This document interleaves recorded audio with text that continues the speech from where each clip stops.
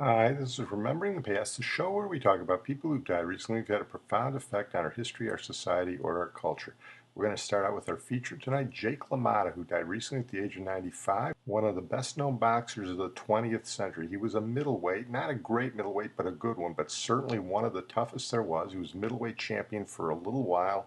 In the early 1950s, he beat Marcel Cerdan. Marcel Cerdan was Edith Piaf's boyfriend, and he died in a plane crash right before the rematch. Jake LaMotta was a tough kid out of the Bronx. He wasn't the nicest guy. Got involved in a lot of crime when he was a kid, and probably got involved with the mob when he was boxing for a while. In fact, the mob set him up for his shot at the middleweight title by having him throw a fight before that. And he's best known for two things. The first is his 6 fights with Sugar Ray Robinson. Sugar Ray won 5, but Jake LaMotta was in all of them. And the one at the Chicago Stadium in 1951 on Valentine's Day, where Sugar Ray took the title from Jake LaMotta, is one of the great fights in history. The other thing he's known for is that Robert DeNiro played him in one of the best boxing movies, if not the best boxing movie of all time, Raging Bull. Here's Jeremy Shapp on the life of Jake LaMotta.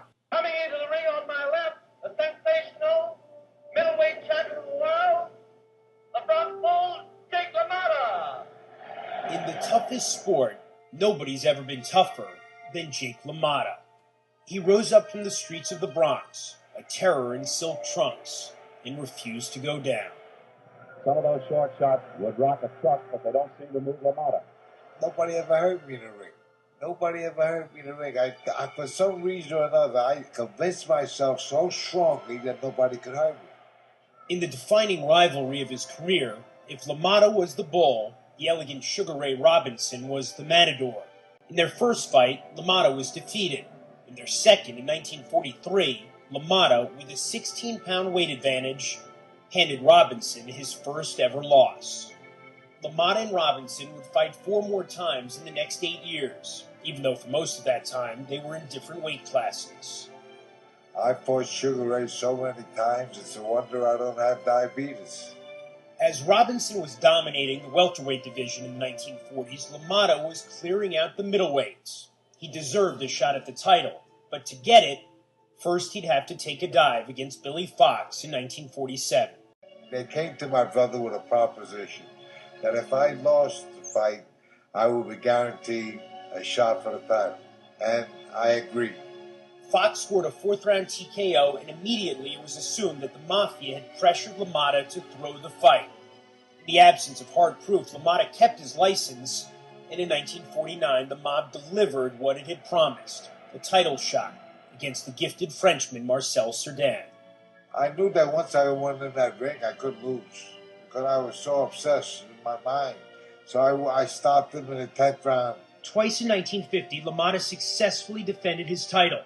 A year later, he'd defend his title for a 3rd time against Robinson, the welterweight champion, in a fight that would come to be known as the St. Valentine's Day Massacre. And the crowd certainly is buzzing about LaMotta's fighting here in the Chicago Stadium. Well, I knew for 10 rounds that I wouldn't fight. But for the next 3 rounds, I couldn't lift up my arms. These are clean, whistling shots, lefts and rights.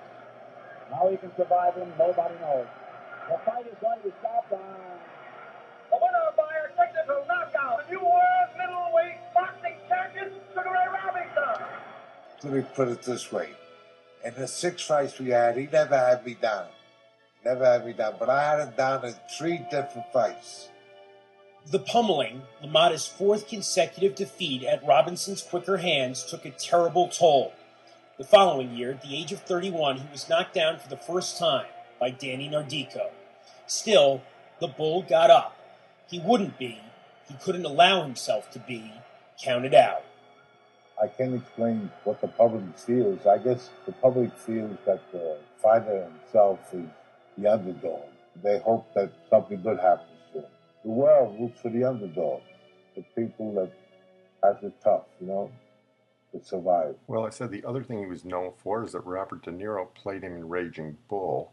Robert De Niro's performance is one of the great performances of all time. Jake LaMotta was his technical advisor. Jake LaMotta actually got into a couple of movies. He's a bartender in The Hustler. He only has a couple of lines, but he's really good.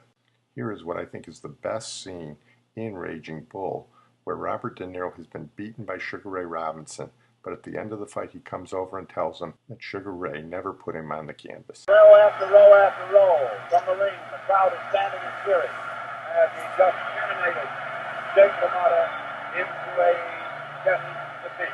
And when I say that, I mean Jake wouldn't want to quit. He wanted to go. He really never went down, man. He never got me down, man. You hear me? Never got me down. You see, look. And in the 13th round, the hard luck round, the championship of the world has changed hands.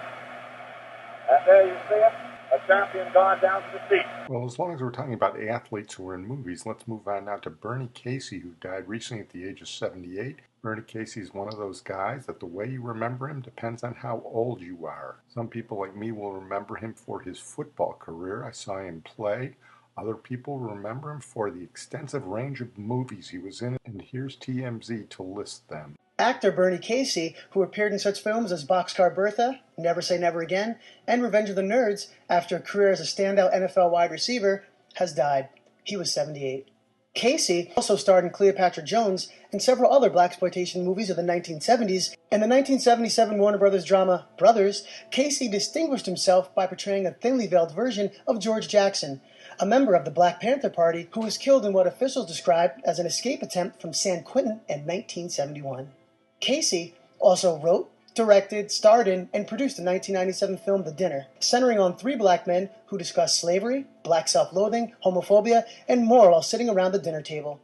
The actor appeared in numerous other films, including Bill and Ted's Excellent Adventure, Sharky's Machine, Hitman, and Maury.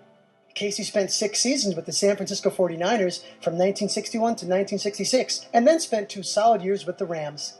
He shockingly retired in his athletic prime before the 1969 season. At just 30 years old, he wanted to concentrate on his other talents. A true Renaissance man.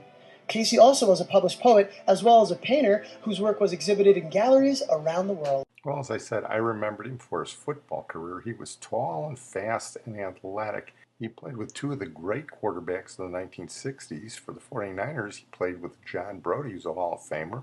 And for the Rams, he played with Roman Gabriel, who was quite good. In his career, he gained over 5,000 yards and scored over 40 touchdowns, was an All-Pro in 1967. In 1967, with the Rams, he caught a ball with 34 seconds left that beat the Packers. The Rams looked like they were defeated for sure, but Tony Guillory blocked a punt with less than a minute left, and then Casey scored and sent the Rams to a playoff game against the Baltimore Colts, which they also won. They were 1 game away from the Super Bowl. They had to play the Packers again, and that time the Packers beat them. Casey retired after the 1968 season, somewhat surprisingly. He wanted to do more painting, and then he got into the movies. And actually, for an athlete, he was quite a self-aware actor. He could play badasses, black militants, but I think his best stuff was comedy, and his best roles, in my opinion, are in Bill and Ted's Excellent Adventure and in Revenge of the Nerds, where he plays understated authority figures with a cocked eyebrow. Critics also liked his painting and his poetry, so he was, as TMZ said, a Renaissance man. Well, we're going to move out of athletics and move on to Lillian Ross, who died recently at the age of 99. She was a writer and a longtime contributor to The New Yorker, especially when The New Yorker was in its glory days of the 1950s, 60s, and early 70s. She was a nice Jewish girl from Syracuse, and she wrote her first piece for The New Yorker as a profile of bullfighter Sidney Franklin in 1947. And she went on to specialize in profiles of famous people, especially in Manhattan and in Hollywood. Here's NPR's Steve Inskeep, cousin of Megan, in his interview with Lillian Ross and her profile of Charlie Chaplin. Read the books and articles of Lillian Ross, and you discover that the writer Ernest Hemingway liked to talk in broken English, like an Indian in some old movie. You find the Hollywood director John Huston making conversation as a room darkens at twilight. He deliberately leaves off the lights, as if arranging a shot in his own film noir. And then there's the article that began this way. Charlie Chaplin has been spending a few days at the plaza, and we found him in his suite there, handing soiled laundry to a maid. The first words we heard him speak with, "Here's a very dirty shirt."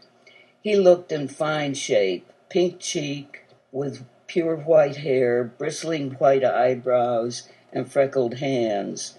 The problem of the laundry left him slightly distraught. and as soon as the maid departed, he turned around once or twice in a sort of dance, then motioned us to a chair and lighted on the edge of a couch. When we lighted on the couch of Lillian Ross, she explained why she started the article with Charlie Chaplin's laundry instead of, say, his filmmaking technique. That's what he was. He was uneasy, uncomfortable in social situations. He didn't walk around with money. Using all these little, what you call minute details, really revealed the person. I would be remiss if I didn't also mention that Lillian Ross was the mistress of longtime New Yorker editor William Shawn.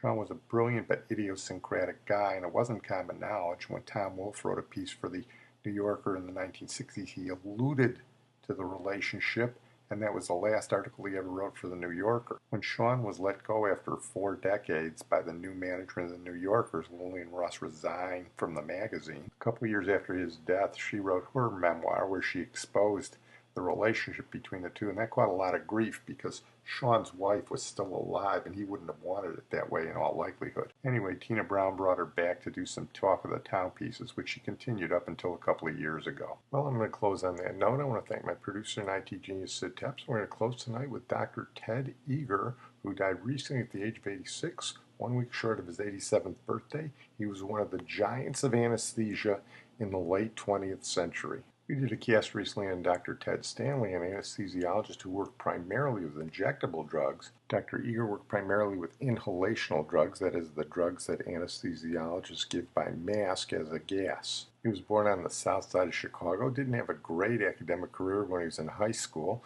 Hyde Park High School, although he was a checkers champion. Went to Roosevelt University, like Les Rosenthal, whose podcast we've just done.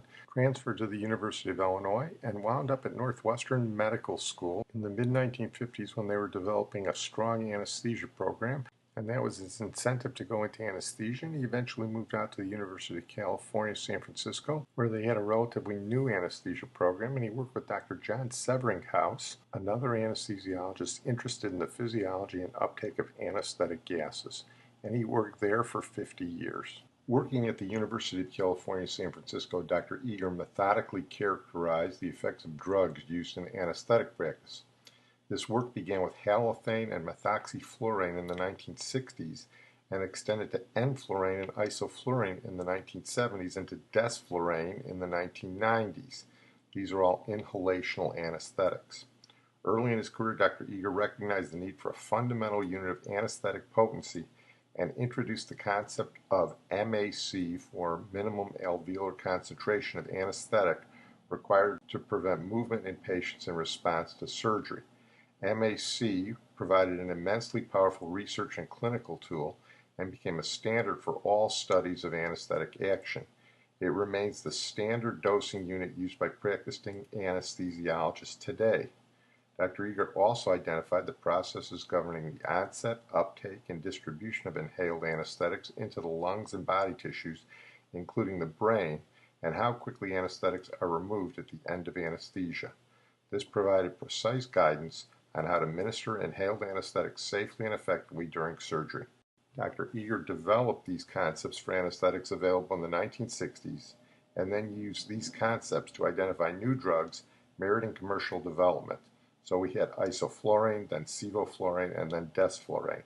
These 3 drugs are the mainstays of modern anesthetic practice. He also spent much of his later life trying to figure out how anesthetics actually work, because no one knows that, but he could never come up with that holy grail. When asked what they do, anesthesiologists always say they like to put people to sleep. So we're going to close tonight with a final tribute to Dr. Eger with a song by 2 guys named John Lennon and Paul McCartney and their first acoustic version of this song. Take a listen to what it sounded like before George Martin and George Harrison embellished it. I'm only sleeping, take 1. When I wake up early in the morning with my head, I'm still yawning when I'm in the middle of a dream. In bed, float upstream, float upstream. Please don't wake me, no, don't shake me.